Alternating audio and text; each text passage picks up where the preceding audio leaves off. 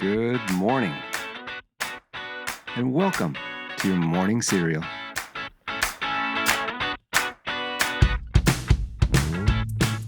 Okay, good morning, and welcome to the best work day of the week. It's Friday, and today is National Just Do It Day, so you have no excuses to do whatever it is you just need to do. It's also National Compliment Day, and the power of a compliment is pretty remarkable. Either giving or receiving one can boost your happiness and your confidence, and it makes the act a win-win. You never know when someone else could use some good vibes, so just do it. Give someone a compliment. Well, let's go ahead and just jump straight into Friday's quotes. One fun, nostalgic quote, and then a second quote to tease our book review later in the episode. Hopefully, one of these quotes will speak to you and kickstart your day in a positive direction. The first quote is from former Apple CEO Steve Jobs, and he said, quote, "Your time is limited, so don't waste it living someone else's life. Don't be trapped by dogma, which is living with the results of other people's thinking. Don't let the noise of others' opinions drown out your own inner voice. And most important, have the courage to follow your heart and intuition. They somehow already know what you truly want to become. Everything else is secondary." That's well said. I don't even have anything else to add to that. So we'll just go ahead and jump straight into today's teaser quote from the book review. And this quote is referring to a gentleman that we'll hear more about in a story, but it says, quote, "He discovered the astounding importance people place on their own name," end quote. As usual, we'll unpack that here in just a minute during the book review segment. But first, let's jump into our usual dose of fun and historic facts from this day in history. Okay, today's news facts are for January 24th. In 1848, carpenter James Wilson Marshall, he found some nuggets of gold in California's American River near the site of a sawmill that he was building. Well, the discovery ushered in the gold rush as some 300,000 people traveled to California. In 1899, the rubber heel for boots or shoes was patented by the American Humphrey O'Sullivan. Of interest to a lot of our listeners, in 1935, on this date is when the first canned beer was sold by an American company, Kruger Brewing Company. It was called Kruger's Cream Ale, first canned beer. In 1984, Steve Jobs introduced Apple's revolutionary computer Macintosh. That was 2 days after the groundbreaking commercial in 1984 aired before a national TV audience, which heralded the product's impending release. In 1989, American serial killer Ted Bundy, who confessed to murdering 30 women, though a lot of people believe that number to be much higher, he was executed at the age of 42. Not related, but in 2003, the U.S. Department of Homeland Security came into being as Tom Ridge was sworn in as the agency's first secretary. In 2008, Amy Winehouse was admitted into rehab in a battle to kick her addiction to drugs. In 2004, the six-wheeled robotic rover Opportunity landed on Mars on this day. Like its twin rover Spirit, which had landed on January 3rd, they both analyze rocks and soils and relay pictures back to Earth.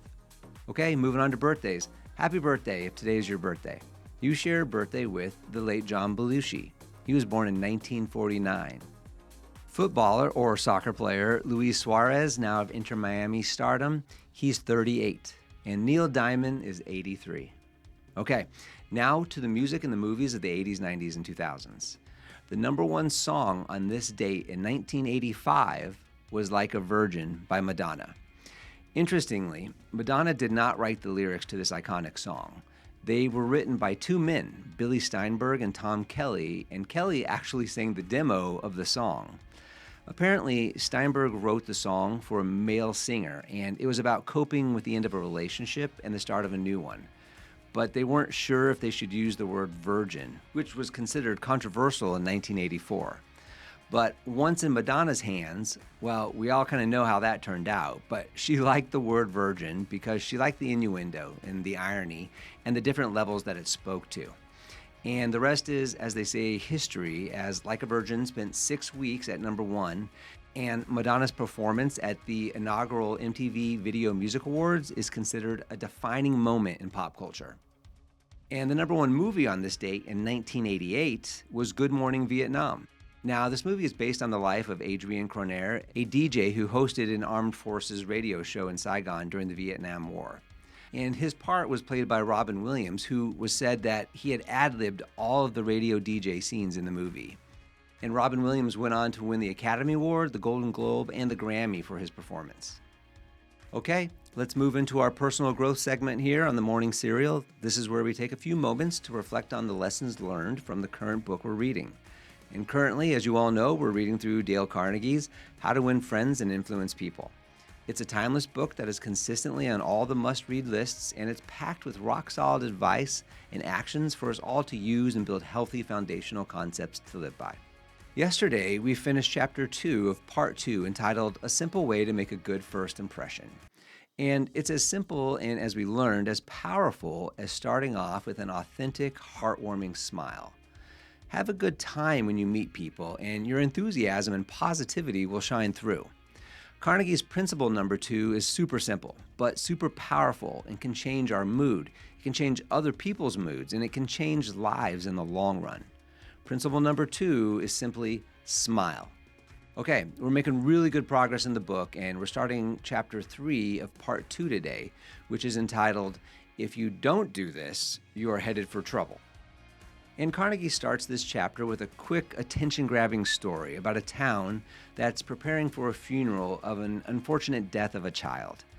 And as the story goes, Jim Farley Sr. was getting the horses ready to take to the funeral, and sadly, he was kicked and killed by the horse. So 2 deaths and 2 sentences, I know. Hope you had your coffee this morning. Well, Jim Farley left behind a wife and 3 kids, and his oldest boy, who was also named Jim Farley, was only 10 years old when he essentially became the man of the house. Now, young Jim dropped out of school and went to work making bricks.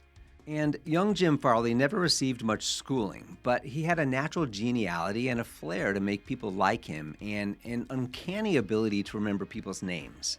So he eventually went into politics. And although he never went to high school, by the time he was 46 years old, 4 colleges had given him honorary degrees, and Farley had become chair of the National Democratic Committee and Postmaster General of the United States. Carnegie interviewed Jim Farley and asked him what the secret to his success was. And Farley said, quote, hard work. To which Carnegie replied, quote, don't be funny. I understand it's because you can call 10,000 people by their first names, end quote. And what did Farley say back to this? He said, quote, no, you are wrong. I can call 50,000 people by their first names, end quote. Carnegie says, quote, make no mistake about it, this ability helped Mr. Farley put Franklin D. Roosevelt into the White House when he managed Roosevelt's campaign in 1932, end quote. Farley had developed a system for remembering people's names. When Farley met someone new, he learned their complete name, and then in his mind, he built a picture of their name along with some facts he would learn about them, their family, their business, and their political opinions. And when Farley next met this person, he could recall their name and inquire about their family, etc. So Carnegie says of Farley, quote, that he discovered early in life that the average person is more interested in his or her own name than in all the other names on earth put together, end quote. And by remembering someone's name and recalling it easily is a subtle yet very effective compliment. On the other hand, by forgetting or misspelling someone else's name could be viewed negatively and diminish your image. Similarly, if someone has an especially difficult name to pronounce, instead of just using a nickname, actually taking the time to learn how to say it can also build real goodwill. Here, Dale Carnegie calls again on Andrew Carnegie. And in addition to Andrew Carnegie's flair for organization and genius for leadership, by the time he was 10 years old, he had also, quote, discovered the astounding importance people place on their own name, end quote. Our author, Dale Carnegie, tells a few stories of how Andrew Carnegie, when he was a kid, named rabbits after kids who would help him feed his rabbits. And as a businessman, Andrew Carnegie named a huge steel mill after the president of the Pennsylvania Railroad. And who do you think they bought their steel from? Yes, Carnegie. And another time, Carnegie suggested a merger of one of his companies with a competitor, and Carnegie suggested using his competitor's name for the name of the new company. And it was known that Andrew Carnegie took pride in knowing the names of the workers in his steel mills, and consequently, none of Carnegie's mills ever went under a labor strike. I think we're starting to see where our author is taking us here. People want to hear you use their name, and it builds goodwill with them when you do so. Although I wish you would give us a few more tricks to learn names, because I know that is something I am just not great at. However, it seems I may need to double down on developing this skill. Believe it or not, tomorrow we'll actually finish up Chapter 3 of Part 2. If you don't do this, then you're headed for trouble. So be sure to come back tomorrow for Carnegie's principle number 3 of 6 ways to make people like you. Well, I hope your Friday is off to a great start. Warm someone else's day today with a smile and a compliment. You can do it. And if your Friday or your week's been difficult, just remember you're doing a great job. Just keep swimming. Have a fantastic day and a great weekend, and we'll see you back here on Monday. Don't forget to follow and subscribe to the Morning Serial podcast on the One Life Live It channel. You can find more episodes and videos by visiting our YouTube channel and the website at Sean Inglis and at SeanInglis.com, where you can also follow our other podcasts, the Mr. and Mrs. Inglis podcast and the Life Happens podcast.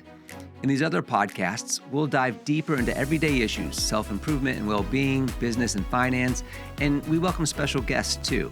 So join us. It'll be a good time, I promise. Thanks again for listening. Have a fantastic day, and we'll see you tomorrow.